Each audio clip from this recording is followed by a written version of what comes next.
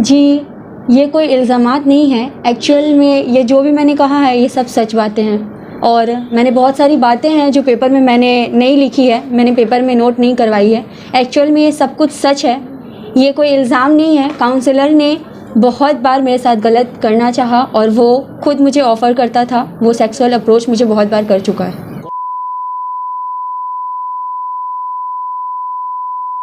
कौन काउंसलर का नाम बताइए। वार्ड नंबर 39 के Mohammad Jasimuddin counsellor.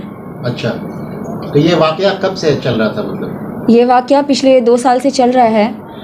Even that मैंने अपने घर वालों को भी बताया, लेकिन घर वाले इसलिए मेरी बात को कोई मानता था कोई नहीं मानता था, क्योंकि उनसे हमारा फैमिली रिलेशन था और मैं उन्हें बड़े पापा कहकर बोलती थी। जहाँ तक कि आप लोग सबको पता है कि पेपर में भी नोट है, बड़े पापा लिखा हुआ है, वो हमारे घर के बड़े गार्जियन थे, लेकिन उन्होंने हर बार मेरे साथ गलत करना चाहा और कंटिन्यूसली वो मेरे साथ गलत कर ही रहे। इतने दिन से मैं चुप थी इसलिए क्योंकि वो कई बार कहता था कि अरे बॉबी फरहाद हकीम मेरा तो लंगोटिया यार है, जिसका होटल ग्रैंड आइवोरी है, और वो कहता था कि अभिषेक बनर्जी मेरा दोस्त है, मेरे पॉकेट में है, ये वो। फिर सुदीप बंदोपाध्याय जी का हाथ मेरे सर पे है, तो ममता दीदी। क्या है आपका?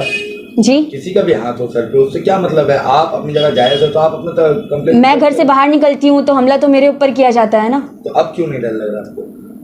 अब तो इतनी बार वो हमला कर ही चुका है और मैं यहाँ तक पहुँची हूँ, मैं डर डर के ही पहुँची हूँ। इवन डैट मेरे साथ जो भी लोग हैं मैं उनका नाम भी मेंशन नहीं कर सकती, बिकॉज उनकी जान को भी खतरा हो सकता है। काफ़ी बार वो हमला भी करवा चुका है मेरे ऊपर। एक सवाल और। लगातार उन्होंने मुझसे 3-4 महीने बात करा, सनी के नाम पे धोखा देकर बात कहा, और मुझसे कई बार उन्होंने प्रूफ और एविडेंस भी लिए जो मेरे और सनी के रिलेटेड थे। रिकॉर्डिंग्स वगैरह मैंने उनको दिया। वो कई बार कहते थे, पता चला कि इस तरह की बातें हैं तो आप बात क्यों किया आपने? उन्होंने मुझे ये नहीं बताया था। एक्चुअली उनका एक दिन कॉल आया था मेरे डैडी के फ़ोन में और उन्होंने कहा था कि अर्शी से बात करनी है। फिर जब मेरे से उनसे कांटेक्ट हुई तो उन्होंने कहा कि एक लड़की है जिसका नाम ज़ेबा है। उन्होंने मुझसे झूठ कहा कि किसी ज़ेबा नाम की लड़की से सनी का अफेयर चल रहा है, वो मुझे धोखा दे रहा है, वो उस लड़की को बचाना चाहते हैं। और जहाँ तक कि आप जानते हैं, आप लोग देख ही रहे हैं कि मैं अगर अपने हक के लिए खड़ी हुई हूँ तो मैं अपने दोस्तों के लिए भी हमेशा प्रेजेंट रहती हूँ, और कोई भी लड़की होगी तो मैं उसे बचाने की कोशिश करूँगी। आप जुड़ी हुई थी उनसे, आपका इसमें क्या? जी, उनसे मेरा फैमिली रिलेशन रहा है, बिकॉज 22-25 साल से मेरे डैडी जो है उनके साथ CPIM पार्टी के, जब वो काउंसलर थे और CPIM पार्टी जब करते थे उस टाइम से मेरे डैडी जो है उनके साथ रहे हमेशा। और डैडी ने बचपन से यही सिखाया कि वो तुम्हारे बड़े पापा है, as I treated like a बड़े पापा। आप पुलिस कंप्लेन वगैरह जो कुछ भी हुआ है, तो आप अभी कह रही थी 2 साल से, तो ये बताइए पिछले 2 साल में कभी आपने पुलिस के पास जाने की कोशिश नहीं की, या आखिर क्या वजह था जिसकी वजह से आप डर रही थी?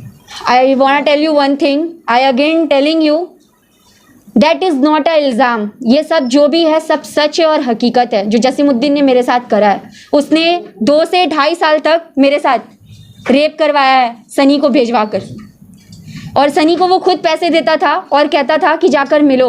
और कई जगह उसने फ़ोटोज़ और वीडियोज़ मेरे बनवाए जिसमें वो न्यूड एडिट करके मेरी नेकेड फ़ोटो वो बहुत सारे प्रिंट आउट निकाल कर रखा है और लैपटॉप और पेन ड्राइव में सेव करके रखा है। वो जसीम से एक काम करवाता था, फिर उसके बाद वो जसीम जब सनी से एक काम करवाता था, फिर जसीम ने खुद मुझे कहा कि तुम्हें मेरे साथ ऐसा करना होगा, और अगर नहीं करोगी तो जान से जाओगी, वरना तुम्हारे डैडी को बार बार अरेस्ट करवाते रहेंगे। आप अपने वालिद साहब के डर की वजह से ये सब सहती रही? जी बिल्कुल, मैंने अब तक की जो भी परेशानियां झेली हैं मेरे ऊपर थी, लेकिन अब जो है मेरे फैमिली के ऊपर बात आ चुकी है। वो बार बार हमला करवाता है, मेरे डैडी को अरेस्ट करवाता है।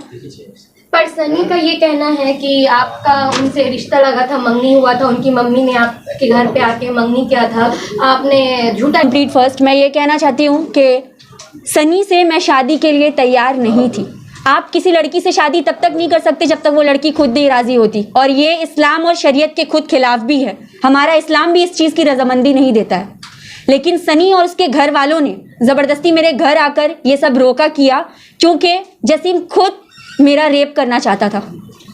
FIR किया है क्या आपने? पुलिस में मैंने बहुत बार कंप्लेन करवाने की कोशिश करी, लेकिन पुलिस जो है कभी भी कंप्लेन नहीं लिखी मेरी। जोड़ा साकर police station, after all he is a running councillor, hope you know that, that's why police ने किसी कंप्लेन को लिखा नहीं और हमारे किसी कंप्लेन को लिया नहीं। GD भी नहीं किया?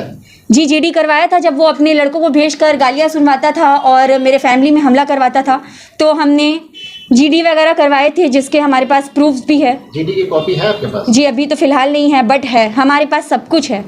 2022 में आपने अपनी कंप्लेन में जी 2022 में मैं जयपुर चली गई थी। मेरा ट्रीटमेंट इन लोगों ने करवाया न्यूरो साइंस के हॉस्पिटल में, डॉक्टर क्रिस्टोफर जर्बर से ट्रीटमेंट करवाया, जिससे पता चला इन लोगों ने इतना मेंटली टॉर्चर कर दिया था मुझे, जिसके वजह से मैं डिप्रेशन में चली गई थी। तो डॉक्टर ने बताया मेरे ब्रेन के नर्व्स में ब्लड क्लाउड हो गया है, जिसके वजह से वो धीरे धीरे ट्यूमर भी हो सकता है और अनफॉर्चुनेटली ऑपरेशन भी करवाना पड़ सकता है। ठीक है, तो ये बहाना लेकर जसीमुद्दीन मेरे घर आता था और रात रात भर मुझसे बैठकर बातें करता था और गंदी तरीके से छूता था। फिर उसके बाद वो ये सब बोल के मेरा ट्रीटमेंट करवाता था कि वो मेरा बड़े पापा है। जैसा कि मैं आप लोगों को बता चुकी हूँ कि मैं बड़े पापा as a treated like a बड़े पापा, तो वो ये सब बहाना लेकर बड़े पापा बनकर मेरा ट्रीटमेंट करवाया। 1 से 2 महीने के बाद 8 महीने तक उसने मेरा साइकेट्रिस्ट से ट्रीटमेंट करवाया, जिसमें पागल बनाने के लिए मुझे दवाइयाँ खिलवाई और कुछ इंजेक्शंस भी लगवाए। तो ये आपको कैसे पता चला?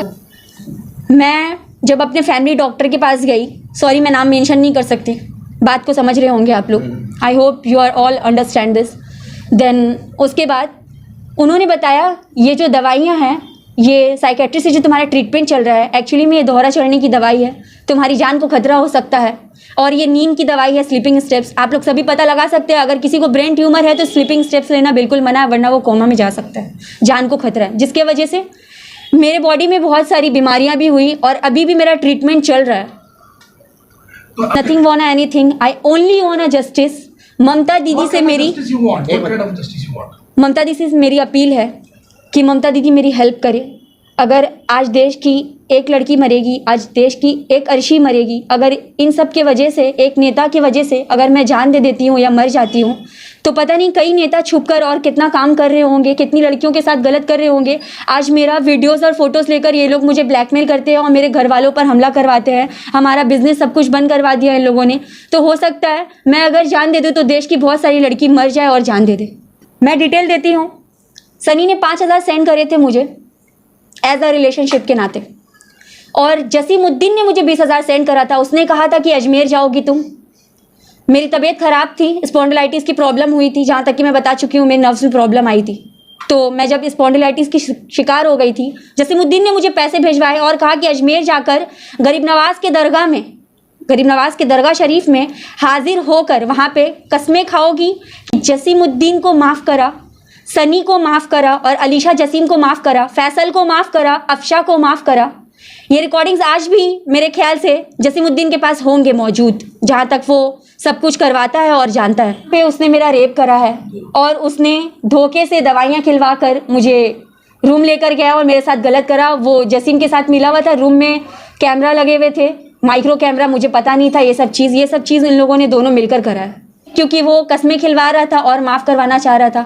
आप लोग देख सकते हैं कि मेरे पास जब इतने सारे प्रूफ्स है और मैं इतने सारे प्रूफ्स को इतने दिनों से रखी हुई हूँ, तो जाहिर सी बात है मैं ये काम पहले भी कर सकती थी अगर मुझे जसीमुद्दीन और उसकी बेटी को बदनाम करना होता तो। सनी तो अभी शादी नहीं करना चाहती।